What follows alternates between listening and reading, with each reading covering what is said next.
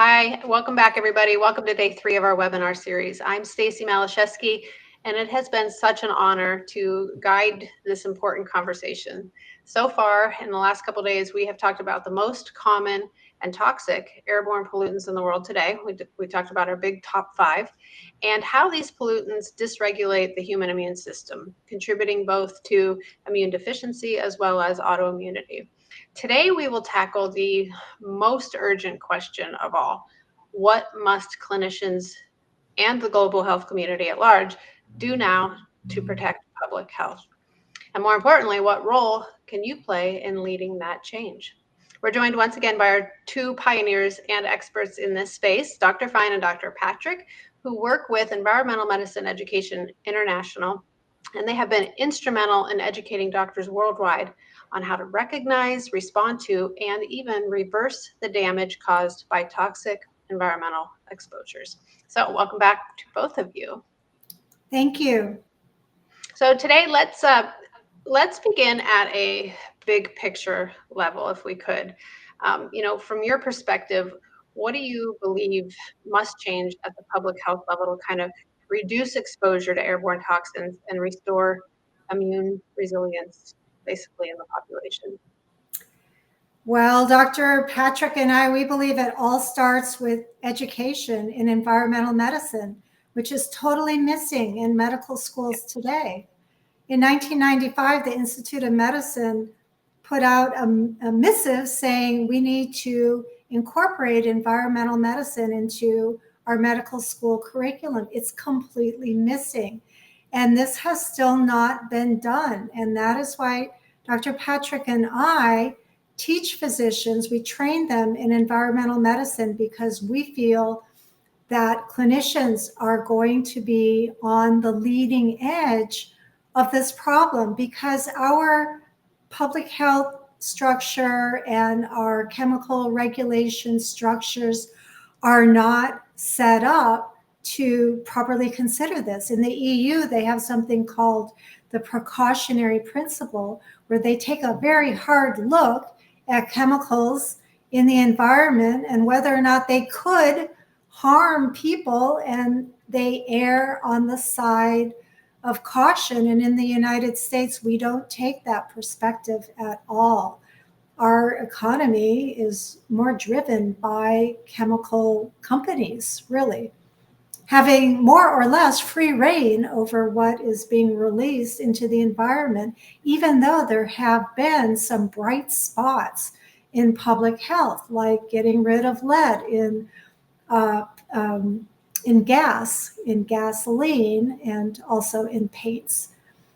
So from our perspective, we want to change medicine one clinician at a time. And that's one of the reasons why we're so passionate about getting the word out on what you can do right now in your patient population to really make a difference and address these root causes of your patient's chronic illness.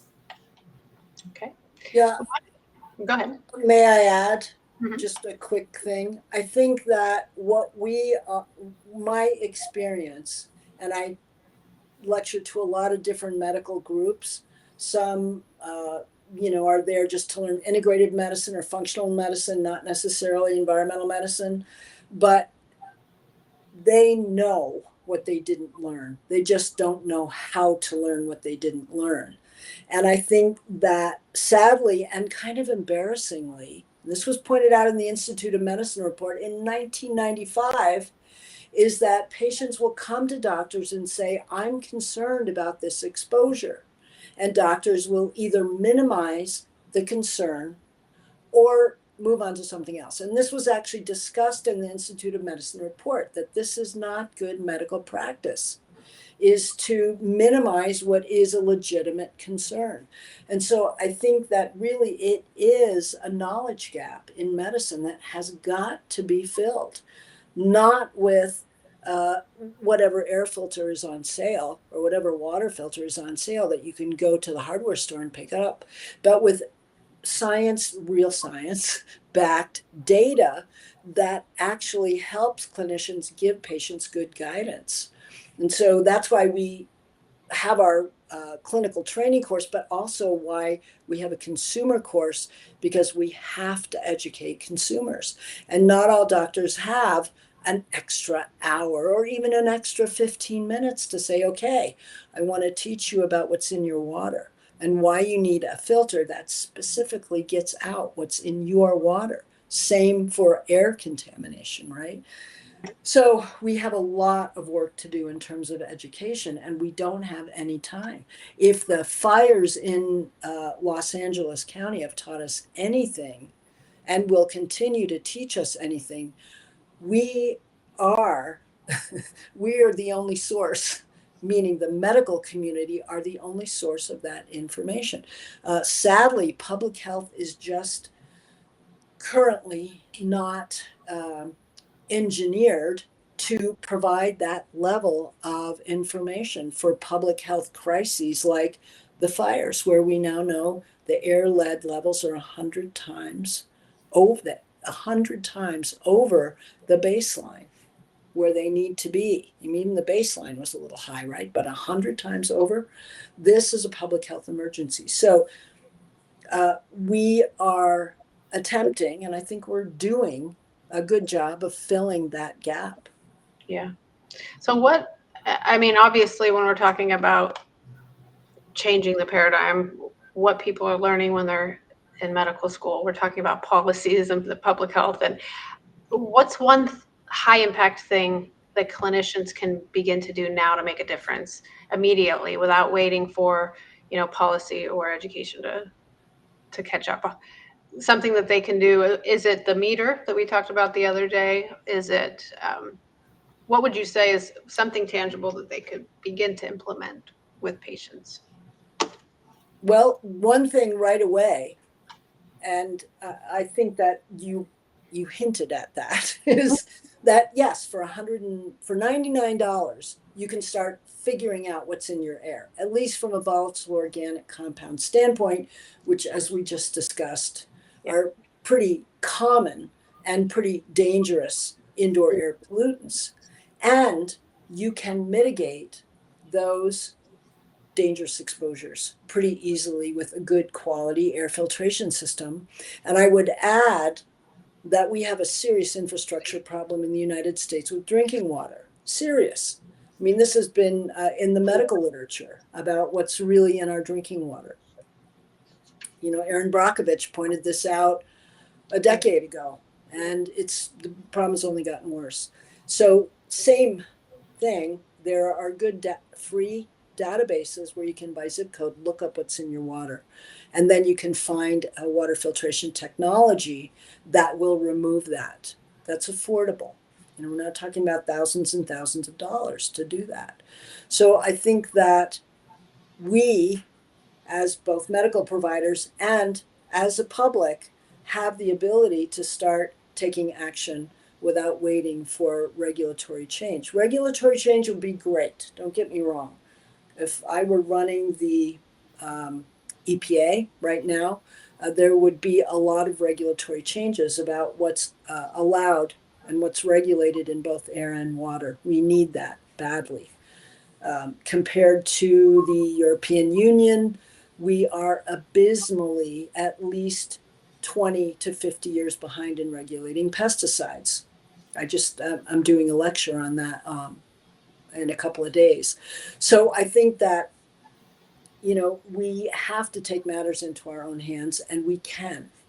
We can do that economically, and we can do that immediately. And I'll add to that. I think one of the top things that we can teach clinicians or have them become aware of is that the first rule in environmental medicine is avoidance. It's not detox everyone for heavy metals, which is what a lot of clinicians think environmental medicine is all about. The first rule is avoidance. And so understanding how that is achieved and then educating your patients on how to do this, it's paramount, because you can detox your patients all you want, and you know there's a right way to do it, and I see a lot of wrong ways of doing it.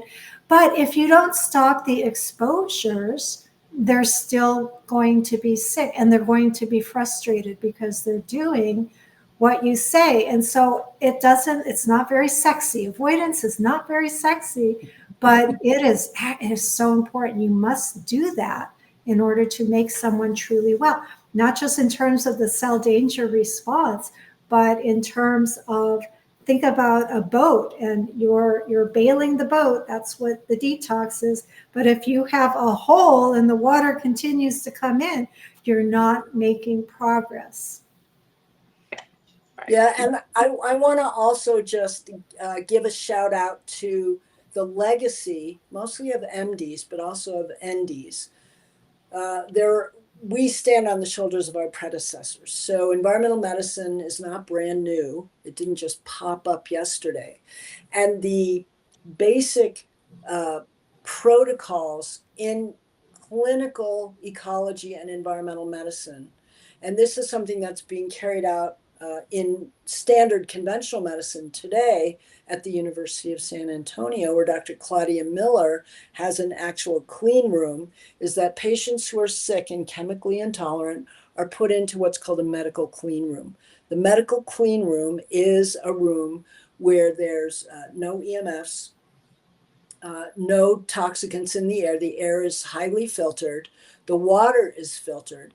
And these patients are actually put into these environments that are clean in order to get better. And sometimes they're fasted, sometimes they're not. It depends on their individual situation. But this has been a protocol that's been used since the 40s. And it's an actual protocol based on avoidance. You mentioned the other day. Yeah, lots of studies published on this. Yeah, you made a good point the other day, and I think it's worth re-mentioning here about the importance of sleep and having that clean environment in the sleeping situation. Oh yeah. So what we teach our doctors is that this is most important for the sleeping environment, right? Most important for the bedroom is that if you want to start somewhere, start in the bedroom by reducing and eliminating the exposures in the bedroom. And that would involve clean air, no EMFs, and of course, good sleep hygiene is always a darkened environment, right? Quiet, darkened environment. Right. Yeah, we talk about that a lot, the importance of sleep. So many things are happening during that sleep that are critical. Yeah. Well, we know what happens with sleep deprivation. It's an obesogen, it's a diabesogen, and it's immune toxin. Yeah. Yeah. And, we've been talking about what's the practical things that clinicians, can do. And one practical solution that often, doesn't get the attention it deserves is air purification. We've been talking about it, bits and pieces over the last couple of days, both in the home and in clinical spaces. But I want to kind of dive a little bit deeper into it because, to your point, Anne-Marie, the avoidance, right? What should clinicians know about the role of indoor air quality and purification and reducing patient toxic load? I think there's a lot of different, I guess, misconceptions when it comes to air purification technology. Maybe we could start with the technology itself. We could start there. One of the biggest problems I see anymore, I mean, it used to be, 20, 25 years ago, I would only recommend air purifiers for people with asthma or COPD. And now it's a necessity for everyone because of the deterioration of our air quality. The biggest problem I really see is that patients do not understand technology. And so they will just go to Costco or a big box store and they'll just buy the cheapest air purifier that they can find. And they'll buy one for their 4,000 square foot home. And they're like, I did it. I did the thing my doctor told me to do. I'm covered. And they don't understand what makes a good one. And so there's so much education involved in this. And so that's where you come in, Stacy, as well. Yeah, we see it, so often. And I think, at the start of the pandemic, air purifier companies brands exploded, right? Because everybody wanted to get, we've been talking about clean air for 30 years, but then all of a sudden, in 2020, everybody started really considering clean air in a different way. And so there are all these different technologies and these fancy gadgets came on the air, literally. And what we saw was they're not all created equal as in everything else, but the EPA did a really, really comprehensive review. I think that's important. They reviewed, I think it's like 100 different technologies, all the different electronic ones, the UV, the UVGI, the PCO, ESPs, ionizers, they looked at everything. They looked at mechanical filtration, HEPA, carbon. And the general consensus at the end of it was essentially that the most effective is the combination of HEPA and carbon. And we see all these other ones that are still on the market. Most of the electronic ones, according to the EPA, I can put the review in the show notes so people have it, but they emit ozone. And we've been talking about that, throughout this. Ground level ozone causes lung damage. It's so dangerous to have ground level ozone. I had the great good fortune to work with an amazing researcher looking at this phenomenon, and where it is occurring right now in the United States is at gas and oil extraction sites. So at fracking sites, we have, the production of ground level ozone because you've got those solvents that are exposed to UV rays, and that is a chemical pathway for the production of ozone. And so I was working with Dr. Theo Colburn on this, and she was so concerned that children who were living near these sites would begin developing COPD, obstructive pulmonary disease, right? And so that I always tell everyone, like, you do not want to be in a room with ozone ever. Don't buy a technology that says it produces ozone. Don't do it. Oh, but here's the thing, they're sort of hiding it. They don't really disclose that they're ozone producing machines. They call it catalytic. What do they call it, Stacy? Yeah, and there's a couple different ways that they're doing it. I mean, depending on, there's also the CADR, which I know that we were going to get into a little bit as well. The CADR, the clean air delivery rate, that's something that we can start to talk about it, I guess. But when you're talking about what a clean air delivery rate is, they look at it in a 15, maybe 20-minute span, right? And it's in a controlled environment. And so if within that 15 or 20 minutes, they don't see anything, then they can put the stamp on it and move along. But in real life and real world situations, what happens is completely not. It's not the case. So it's not always accurate, I guess I would say. And the other thing that I've noticed and I've learned about air filtration units is that weight matters. Yes. The more medical grade HEPA you have in the unit, and the more weight of the actual charcoal carbon filtration that you have, the more you're going to be able to actually filter dirty air.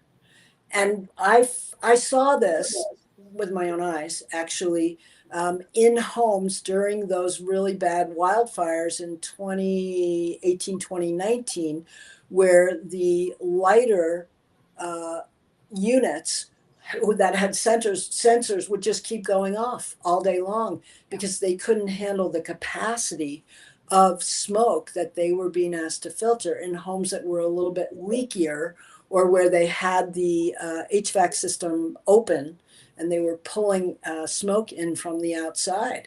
And so I think that it is incumbent upon all healthcare providers to really learn and understand about air filtration, so that we don't just say to our patients, we'll just go to the big box store and buy a hair filter. It baffles my mind too. I mean, nowadays, so many different things that are on the market. I mean, there's the UV and the UVGI. It's essentially it says that the UV lamps kill or they'll deactivate microorganisms. They've been known to generate ozone, which we've talked about, but it doesn't do anything for solvents or chemicals. Right. So, you know what I mean? Which is what we've been talking about as the top 5 and the big problems. ESPs and ionizers, same thing, but they use electricity to kind of electronically charge up the particles. They fall to the floor or to a surface and they can be swept up. But if they lose that electrical charge, then they're resuspended into, and again, they emit ozone. Right. PCO, we talked a little bit about it before we jumped on for today's show. Those have a surface medium, it's coated with titanium dioxide. The EPA mentions this in their review, so you can go check it out for yourself. But essentially, when incoming gases are kind of absorbed onto the media, these lamps, they'll activate the titanium dioxide, which reacts with the gases that are absorbed that you're trying to get rid of. It chemically transforms them, and according to the EPA themselves, it turns into formaldehyde, acetaldehyde, nitrogen dioxide, carbon monoxide. Like it reacts and it creates all these different byproducts based on what you're bringing in. And so it baffles my mind because I'm like, some of these fancy new technologies are actually causing more harm than good. And a lot of them, you've hinted, Lyn, a couple different times in the last few days about EMFs, especially when it's in the bedroom. So a lot of these ones that have the sensors and stuff, that they say, oh, well, you can connect it to the app, and it's connected to Wi-Fi. So it's just more EMFs, and then you put it in your bedroom. Exactly. It's like, what's happening? Is it really doing what it's supposed to do? Right. Your point, though, when it talks about the amount of filter The material, weight. the EPA was very clear on this. Okay, HEPA and carbon, the combination of those two, because the HEPA is going to get the particles, the carbon is going to get the gases, the VOCs, the odors, all those. So that combination is key, especially when you're talking about wildfire smoke that has both, right? It has the particulate, and then it has all the different chemicals. But it's not just, okay, it has HEPA and carbon. Sometimes you'll see these units that have a little bit of HEPA and maybe a pound of carbon. Right. To your point, like you said, with the fires. Those are the units where the sensors went off during the fires every few hours. Yeah. Handle it. You need the amount of filter material. 15 pounds. That's what I tell my doctors is, these are the minimum requirements the units have to meet. Is they have to have carbon filtration. They have to be medical grade HEPA and have 15 pounds of carbon filtration in them. And absolutely.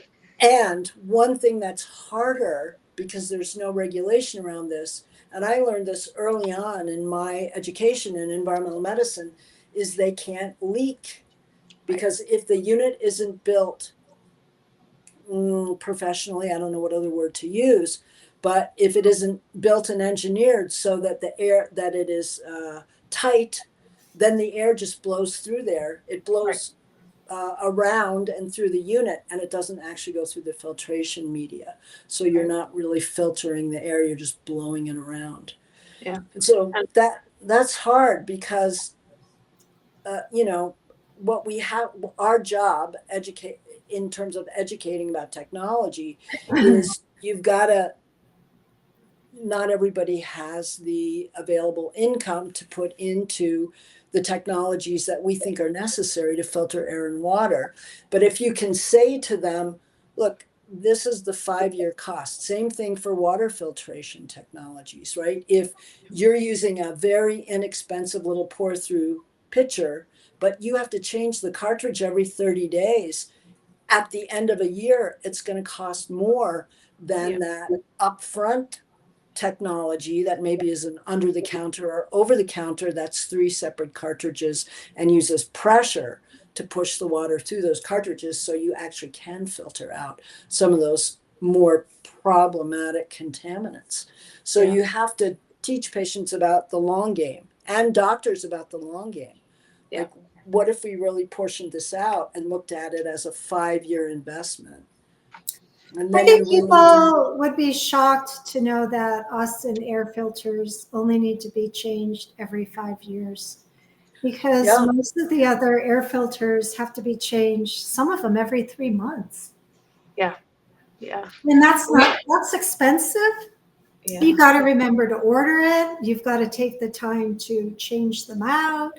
I suspect some people just don't do it. Right. And That's so correct. I feel like they don't do the math on what they're really getting. They don't really compute out how many filters they're going to have to put in over a 5-year period. And even more important, if they have an asthmatic kid, that asthmatic kid is not going to get better if they don't use the appropriate filtration technology. right. So And it's we've done clinical trials with the air filter, our HealthMate, regarding asthmatic children, and it was proven clinically to not only reduce asthma symptoms, but also visits to the ER. So when you factor in medication and visits to the ER, we're talking about costs that are, and not, that's on the side, the danger to the child, but I mean, it's the big picture, you know. Yeah, and I think speaking of regulatory changes, I think one of the regulatory changes that does need to happen, it needs to happen in LA County right now, is that the government needs to make air and water filtration available at the point of use. Point of use for water filtration is at the tap, on the shower head, in the bathtub, and for air, it means the air most importantly in the bedroom, but also in the kitchen, because you just saw that study I showed you looking at the benzene levels in the air, in the bedroom furthest away from the kitchen, that we probably all of us, myself included, who have a gas appliance that we use multiple times during the day, we need to have air filtration in the kitchen as well. Yeah. In addition to the vent fan. Yeah, which not everybody always uses. So Well, that's making it even more important. That's the thing, is that data, there actually is data on this, that residents who have vent fans in the home don't use them. They literally don't turn them on because they interfere with communication, verbal communication. Yeah. And they're really, really loud. They're annoying. Yeah. Yeah. So there's that. Yeah. We've talked so much. I mean, this webinar has been, I feel, packed with information, and I'm so grateful that you guys have devoted so much time to talking about this. But really, when you think about it, we've barely just scratched the surface. Right. And so there's so much new information that's coming out. And both of you, you're deeply involved in educating clinicians through your work with EMEI, Environmental Medicine Education International. So I'd like to talk now about those efforts that you guys, are your courses specifically. There's 2 of them. I mean, Dr. Patrick, maybe if you want to talk first about your consumer course. Yeah. So this really was the brainchild of Dr. Fine, as a result of both of our frustration at the absolute lack of any kind of public health guidance that was given to the residents of East Palestine, Ohio. But we knew there's no invisible barrier between East Palestine, Ohio, and the rest of the East Coast of the United States, which was then proven out by that paper that was published by the National Atmospheric Deposition Program, right? That it went all the way to Canada. And so what we did is we started putting together what we thought was the critical information for everyone to have about what to do in a chemical emergency. How it evolved is that we realized that what we really needed to teach everyone is, how do you pick a water filter? How do you pick an air filter? How do you clean your house after a wildfire smoke event? So these really commonplace things that we should all know how to do, but we just don't because nobody's told us, need to be commonplace information. So we added that in. So there's about 9 hours of us talking, and then a bunch of handouts and resources to kind of tie it all together, that include what do you do in a chemical emergency where there's some, I don't know, lithium battery plant fire like there has been outside of San Francisco, or the wildfires most obviously in everybody's mind, as well as an East Palestine type event, right? Derailment.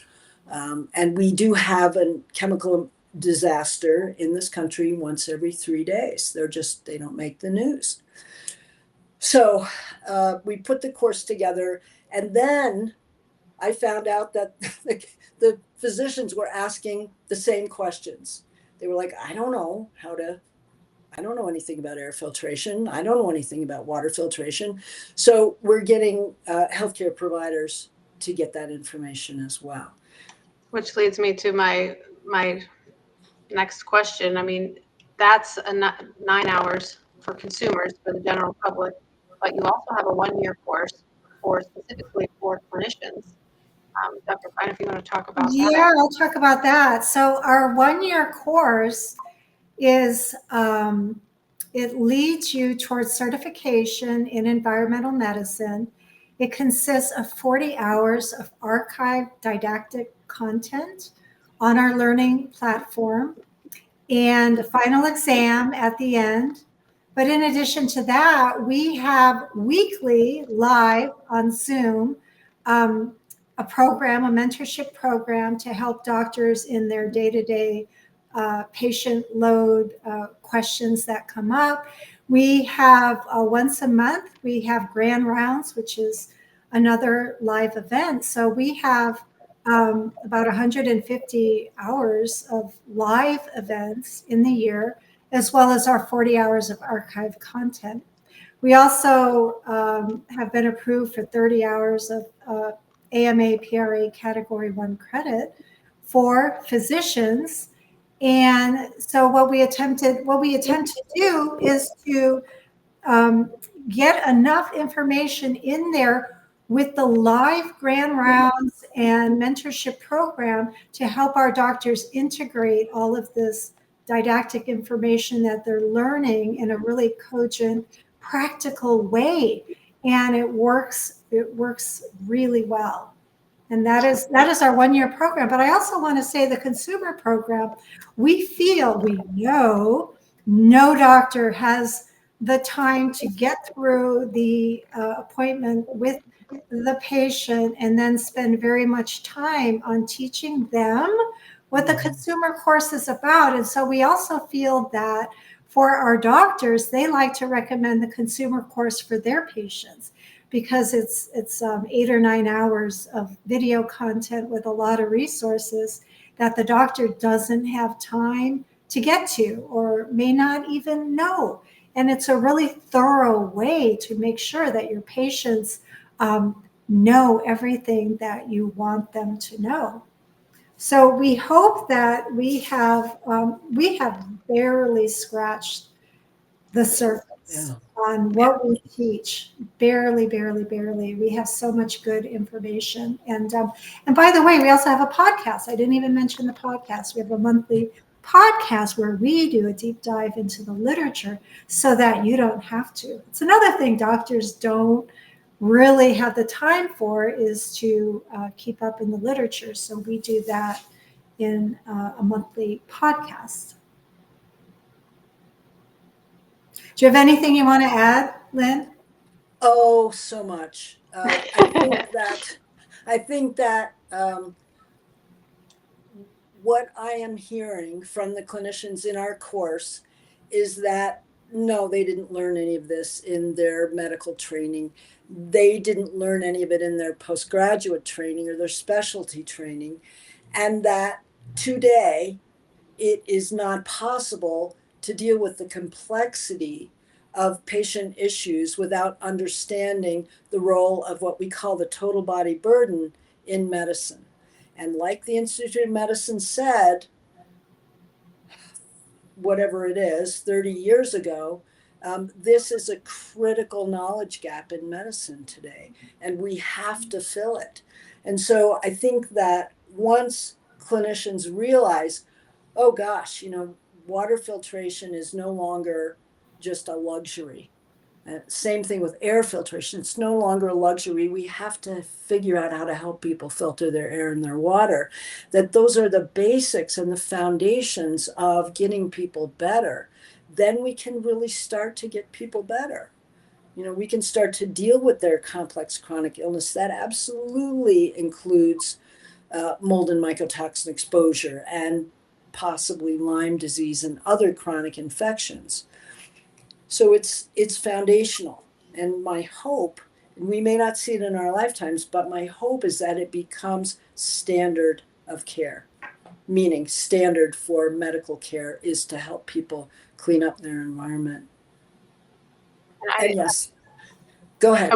I want to just add, it's important. I want to make sure I don't forget it, but right now we're going to do for everybody who's kind of listening, we're going to do a couple giveaways. One, we're going to do a drawing for everybody who's been with us the last 3 days. Because this is such an important topic, we're going to give away an Austin It's a personal HEPA and carbon air purifier.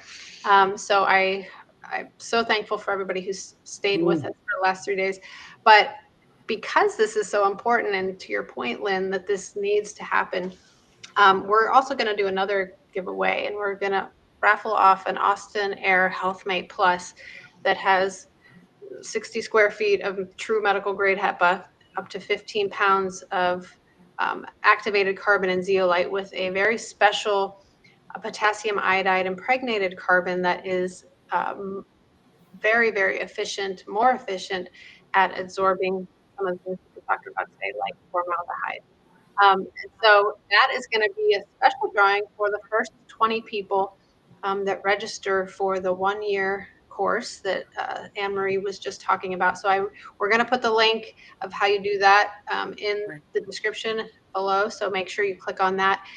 The first 20 people that join the course, we're going to do a raffle maybe in a week or so, and kind of just to say thank you for taking this so seriously. To close, we've talked about it already a little bit, but Lyn and Anne-Marie, as we wrap up, is there some type of action steps, that you can share? Maybe one clinical tool or strategy that every doctor should implement right now. We've already talked about a couple of them, especially yesterday, or one mindset shift that when they're starting to talk to patients, they want to become a leader in environmental medicine. We have this paradigm you talked about, Lyn. What's one practical thing that they can start, that we can leave? I can think of something.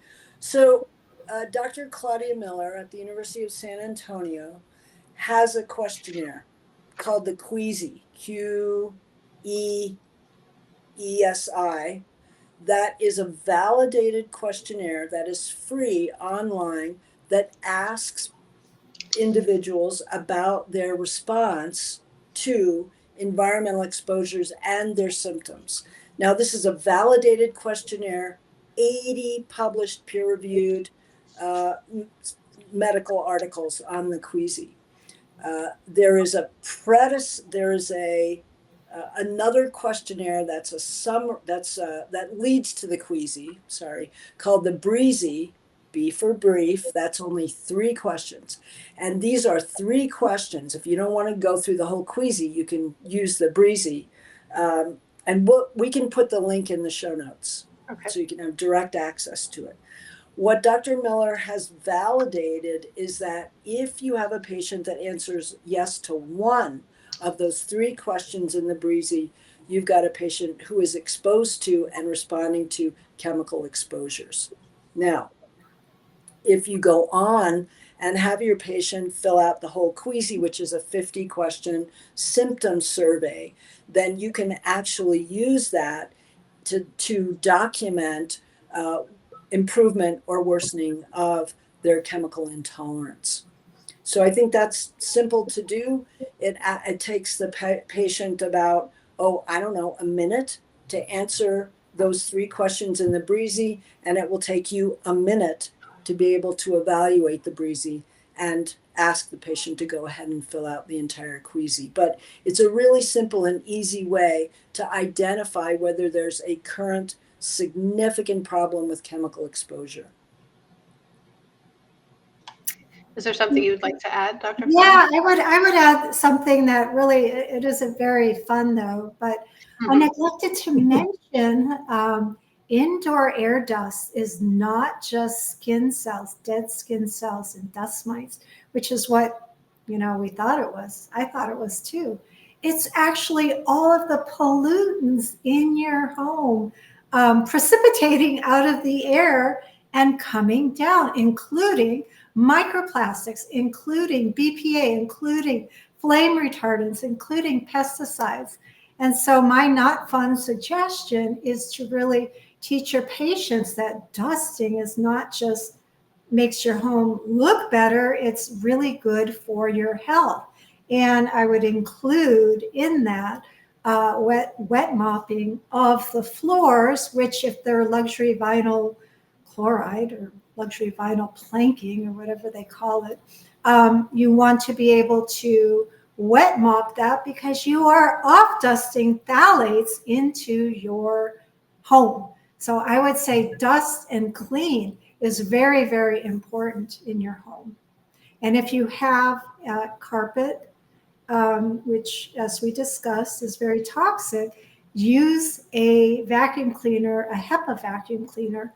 Most vacuum cleaners, they suck it up and then it goes right back out into the air. As we come to the end of this important webinar, I just want to take a moment and reflect on how much we've covered together. We've uncovered the hidden toxins in the air. We've explored how these pollutants disrupt the immune system. And today, we've discussed real-world strategies to protect patients. Now, the question is, what will we do with all this knowledge? We simply cannot afford to look away any longer. You more than anyone know that these are not abstract concepts or distant problems. They are real, life-altering challenges facing your patients right now, every day. And so your role, your responsibility is to bring this conversation into your clinic, into your patient care, into the lives of those who need you the most. If we've proved anything over the last 3 days, it's that air purification is not just a luxury. It's an absolute necessity. And the good news is it's a very simple intervention that can significantly reduce toxic exposure and support long-term health. And so while this may be the end of our webinar, it should not be the end of your journey to learn more for your patients. We've only covered a fraction of it here. So I encourage you to register for the EMEI continuing education course and become a part of this growing movement leading the way to better patient care. And for those of you who are ready to take action right now, consider becoming an Austin Air reseller, an Austin Air dealer. Begin to offer real, tangible solutions for your patients. You'll also bring in additional revenue into the practice, so it's a win-win. Please keep this conversation alive after signing off. Share this webinar far and wide. Together, we can help restore health, one patient, one breath at a time. See you next time.